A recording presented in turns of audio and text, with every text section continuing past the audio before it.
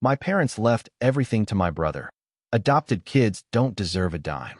He laughed. Face it, you're not even real family. But days later, I inherited $3 million from my biological parents, and now they're begging outside the gates of my estate. I, 32M, always knew I was adopted, but my parents made sure I never forgot it. Growing up in their house felt like living as a permanent guest who had overstayed his welcome. My brother was their golden child, 3 years younger, but treated like royalty from day one. While I worked part-time jobs through high school to buy my own clothes, he got a brand new car for his 16th birthday. When college time came, they paid his full tuition at an expensive private university while telling me I should be grateful for community college and student loans. The favoritism wasn't subtle. At family gatherings, relatives would ask about his achievements while I sat invisible at the same table. My parents would beam with pride talking about his business degree, his internships, his bright future. When someone occasionally asked about me, the conversation would quickly shift. But I survived. I worked my way through school, got a decent job in accounting, and built a quiet life for myself. I kept visiting home, kept pretending their coldness didn't cut deep, kept hoping maybe someday things would change. Last month, Dad called me over for what he said was an important family meeting. I found Mom, Dad, and my brother sitting around the kitchen table with papers spread between them. Dad's lawyer was there too, which should have been my first warning. Dad cleared his throat and announced they were updating their will. He explained that since my brother had always been their real son, their biological child, it only made sense that he would inherit everything. The house, the business, their savings, the vacation property, all of it would go to him. I sat there processing his words while Mom nodded along, adding that adopted children shouldn't expect the same treatment as real family. She said I should understand that blood meant something, that I had been lucky enough to have a roof over my head and food on the table, but that didn't entitle me to their life's work. My brother leaned back in his chair with this smug grin, telling me I needed to face reality. He said I wasn't even real family, just some random kid they took pity on. He laughed as he said it, like my hurt was entertaining. The lawyer looked uncomfortable but handed me papers to sign, acknowledging that I understood and accepted their decision. My hands shook as I signed away any claim to the family I thought I belonged to. I drove home in a daze, 29 years of feeling like an outsider finally making sense. They had never seen me as their son. I was just charity work they got tired of supporting. For the next few days, I barely functioned. I called in sick to work and sat in my apartment trying to figure out what came next. The rejection hurt worse than anything I had experienced. Then my phone rang. An unfamiliar number with a formal voice on the other end, asking if I was the son of Sarah and Michael Henderson. The name Henderson meant nothing to me. I had never heard it before. The caller identified himself as an estate attorney. He explained that my biological parents had died in a car accident 3 years ago, and their estate had finally cleared probate. They had been searching for me ever since. My biological mother had been 17 when she had me, from a wealthy family that disowned her for getting pregnant. She had given me up hoping I would have a better life with adoptive parents. But she never stopped thinking about me. The attorney explained that both my biological parents had built successful careers. My mother became a surgeon, my father a commercial real estate developer. They never had other children.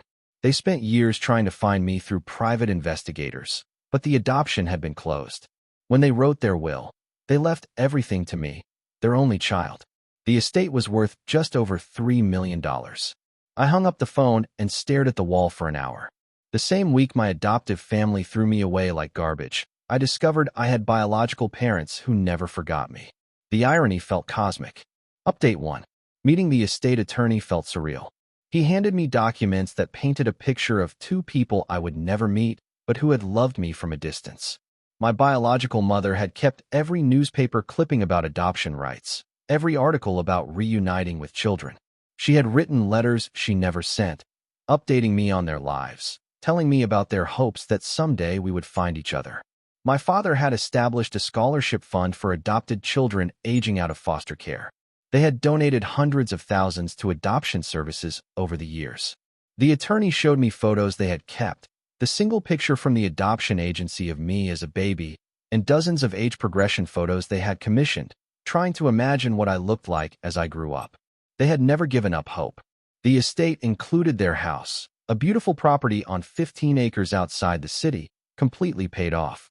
There were investment accounts, life insurance policies, and the commercial real estate business that still generated substantial monthly income. I was suddenly wealthier than I had ever imagined possible. But the money felt hollow. These people had wanted me, had thought about me every day, had built a legacy for me, and I would never get to thank them. The attorney mentioned that my biological parents had updated their will every few years, always hoping they would find me in time to include me in their lives. The final version, written just months before their accident, included a letter addressed to me. Update 2. Reading my biological mother's letter broke something inside me.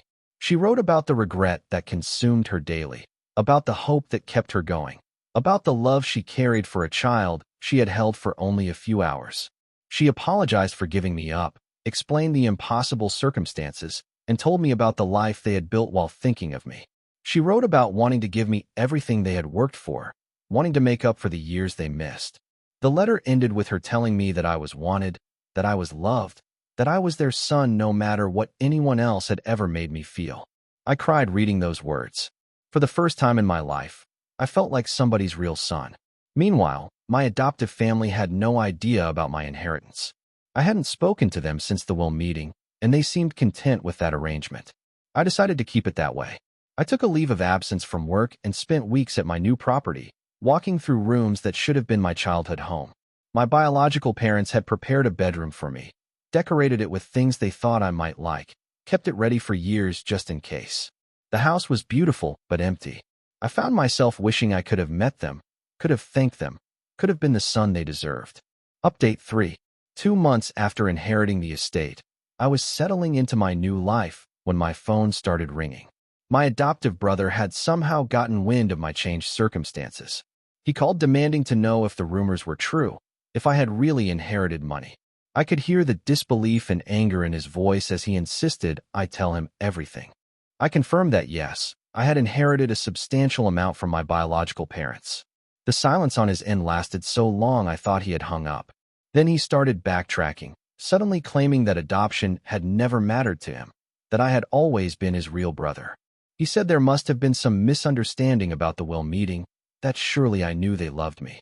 I listened to him fumble through excuses and lies, rewriting history in real time. He asked if I needed help managing my inheritance, volunteered his business expertise, suggested we should work together on investments. The desperation in his voice was almost pathetic. I told him I would think about it, and hung up. Within a week, my adoptive parents called. Mom's voice was different now, warmer, asking how I was doing and saying they missed me. She mentioned that maybe they had been too hasty with the will, that perhaps they could revise it to be more fair.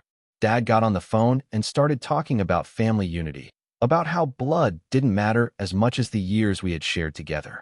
He suggested we meet for dinner to discuss my future and how the family could support me. The complete reversal was stunning.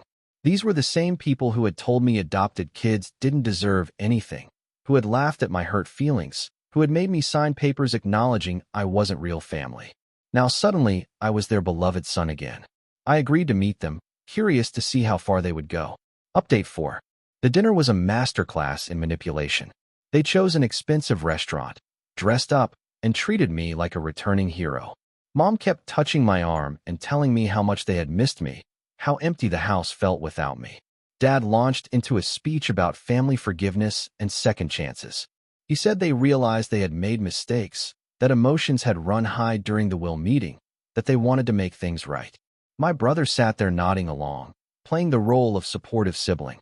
He kept mentioning business opportunities, ways we could grow my inheritance together, how families should stick together. They had clearly rehearsed this performance. Mom started crying, saying she couldn't sleep knowing I was upset with them.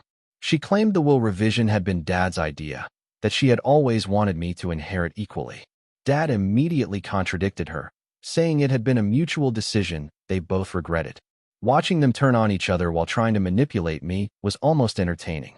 They asked detailed questions about my inheritance, how much, what type of assets, whether I needed help managing it. I gave vague answers and watched them calculate figures in their heads. Finally, Dad made his pitch. He suggested I move back home, let them help me invest the money wisely, pool our resources to maximize returns.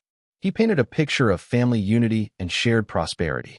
I listened to the entire presentation, nodding occasionally, asking follow-up questions. I let them believe their plan was working. Then I thanked them for dinner and told them I would consider their proposal. The hope in their eyes was almost painful to watch. Update 5. Over the next few weeks, they ramped up their campaign. Daily phone calls checking on me, invitations to family events, sudden interest in my life and well-being. My brother started showing up at my apartment uninvited, bringing coffee and wanting to hang out like we were close. He would steer conversations toward investment strategies and business ventures, always positioning himself as my trusted advisor. Mom began texting me constantly, sharing memories of my childhood, telling me how proud she was of the man I had become. She conveniently forgot all the times she had reminded me I wasn't really their son. Dad started including me in conversations about the family business, asking my opinion on decisions, treating me like a valued partner. The same man who had explicitly excluded me from inheriting anything now wanted my input on everything. Their desperation grew more obvious daily. I decided it was time to make my position clear. I invited them all to visit my new property, telling them I wanted to show them what I had inherited and discuss our family's future. They agreed immediately, probably expecting me to announce I was sharing my windfall with them. The day they drove up to my estate, I watched from the window as their jaws dropped. The house was impressive enough, but the grounds, the gates, the obvious wealth on display clearly exceeded their expectations. I met them at the door and gave them a tour, watching their eyes widen at each room. They tried to hide their shock, but the math was evident on their faces. This wasn't just some money. This was generational wealth. When we settled in the living room, Dad cleared his throat and began another speech about family unity. He talked about how we had all learned from recent misunderstandings, how we were stronger together, how family bonds transcended temporary disagreements. I let him finish his entire presentation. Then I told them exactly what I thought of their sudden change of heart. I reminded them of every cruel comment, every dismissive gesture, every time they had made me feel unwanted. I quoted their exact words from the will meeting, their insistence that adopted kids didn't deserve anything, my brother's laughter when he said I wasn't real family. I told them about my biological parents, about the letters and photos and scholarship funds, about parents who had loved me without ever meeting me. I explained that I had finally learned what real family love looked like, and it wasn't this.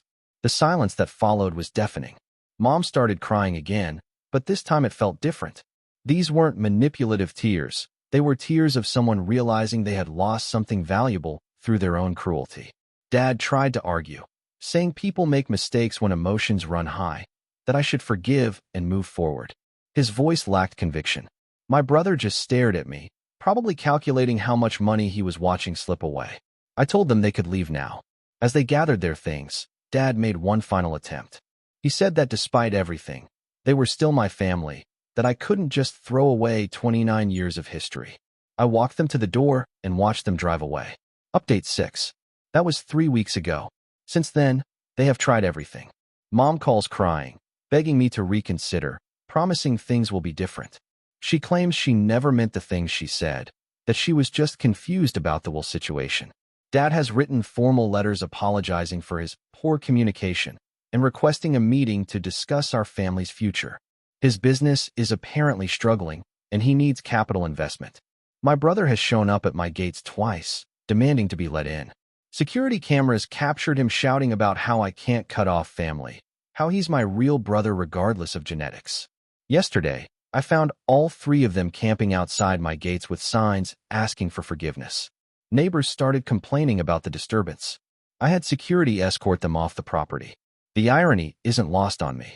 The same people who insisted adopted children didn't deserve family inheritance are now begging outside the gates of an estate I inherited from my biological parents. They spent my entire life making me feel like an outsider, like someone who should be grateful for scraps. Now they're the ones on the outside, looking in at a life they can never be part of. I've started the process of establishing a foundation in my biological parents' memory, focused on supporting adopted children and funding family reunification services. Their money will help kids who grew up feeling unwanted, just like I did. Sometimes I stand at my window watching the empty driveway, thinking about the parents I never got to meet and the parents who never deserved me. I finally understand the difference between being someone's charity case and being someone's son. The people who gave me life but never got to raise me loved me more than the people who raised me but never gave me life. My real family is gone, but their love built me a future. The people begging at my gates built me character through their rejection. Both gifts have value, but only one came with strings attached. I'm keeping the money, the house, and the peace of mind that comes from knowing exactly where I stand with everyone. They can keep begging. I finally have everything I need.